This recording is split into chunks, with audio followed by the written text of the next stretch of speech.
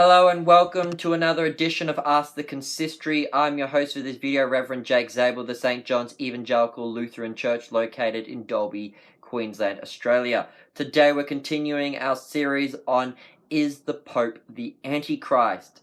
And in today's video we'll be looking at the Book of Concord. If you'd like to see more regarding the Lutheran doctrine on the Antichrist, you can go to the COELC website, www.coelc.org. That's www.coelc.org. Go to the We Believe page, which will take you to the theological opinions of the consistory of the COELC, and there you should find a theological opinion on the Antichrist. I will leave a link to that particular statement in the description below if you want an easier way to find it.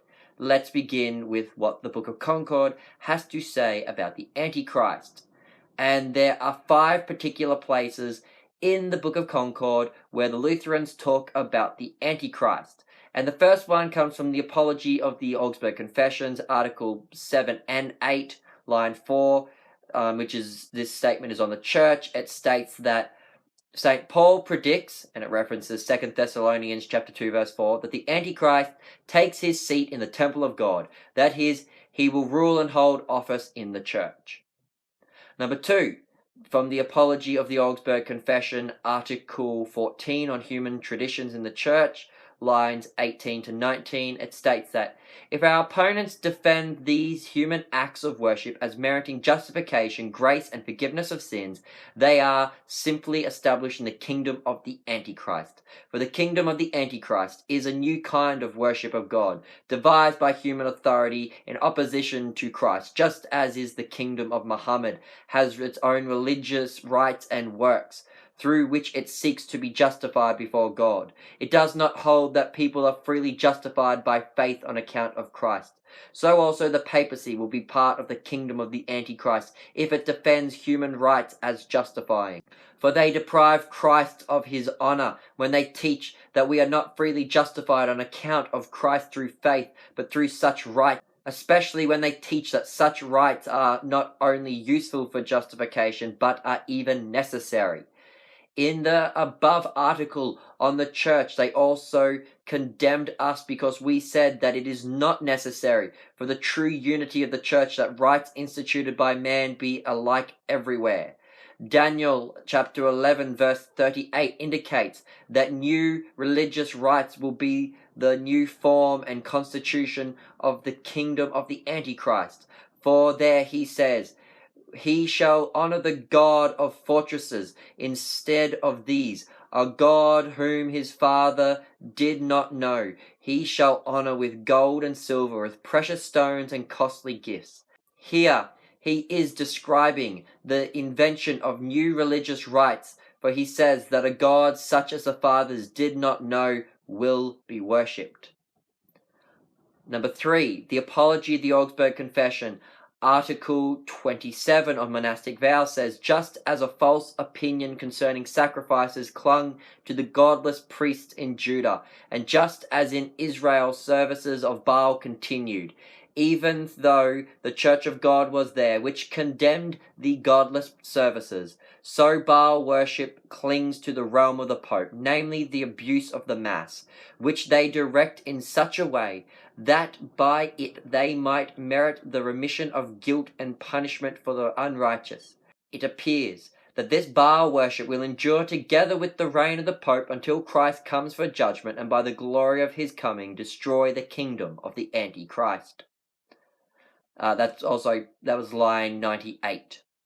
The next statement comes from the Small Court Articles, Part 2, Article 2, line 25, which states, the invocation of saints is also one of the abuses of the Antichrist that is in conflict with the first chief article, justification by grace through faith in Christ, and that destroys the knowledge of Christ.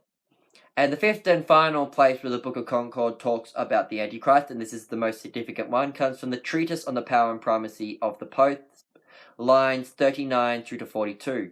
Moreover, the marks of the Antichrist clearly fit the reign of the Pope and his minions. For describing the Antichrist to the Thessalonians, Paul calls him an adversary of Christ, who exalts himself above every so-called God or object of worship, so that he takes his seat in the temple of God, declaring himself to be God.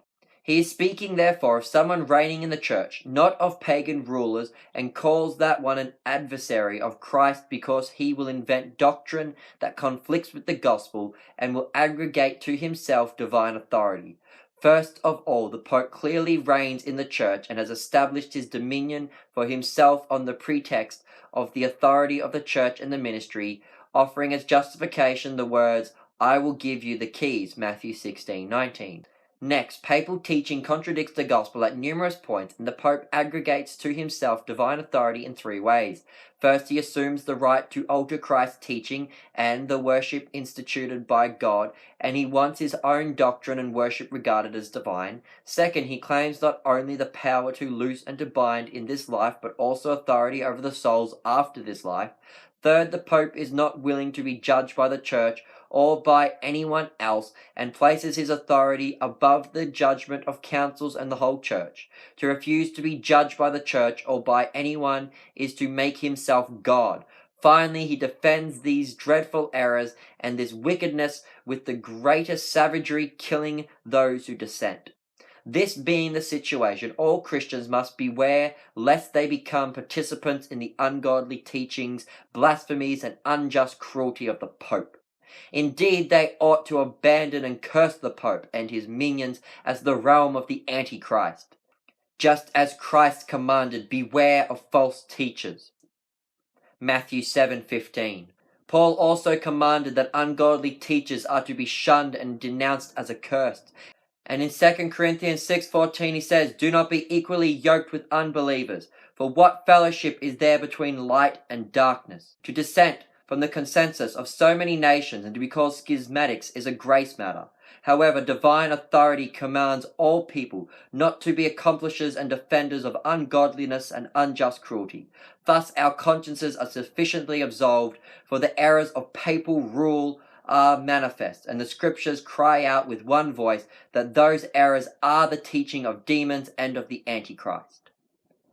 And that ends this video on the question of, is the Pope the Antichrist? In the next video, I'm going to look at some of the actual teachings of the Roman Catholic Church regarding the Pope and why Lutherans actually say that the Pope is the Antichrist based on what the Pope says concerning himself.